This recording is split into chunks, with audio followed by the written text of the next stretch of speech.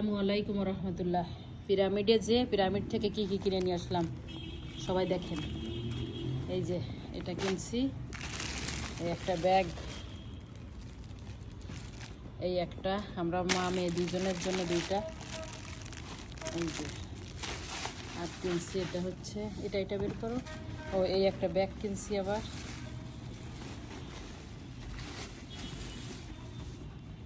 তারপরে এগুলো কিনছি ঘরকে ঘ্রাণ করার জন্য। তারপরে এই যে পিরামিড কিনছি তিনটা। পিরামিডে যে যদি পিরামিডই না কিনলাম তাহলে কি হয় বলেন।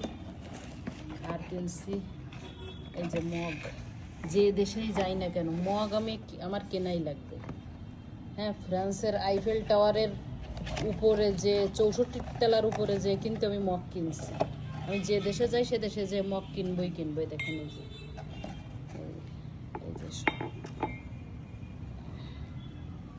এই যে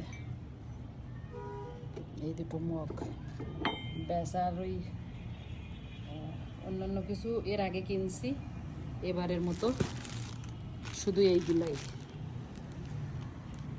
তা কেমন হলো এই জিনিসগুলো দেখতে সবাই জানাবেন, আর ভালো থাকবেন সবাই। আল্লাহ হাফিজ।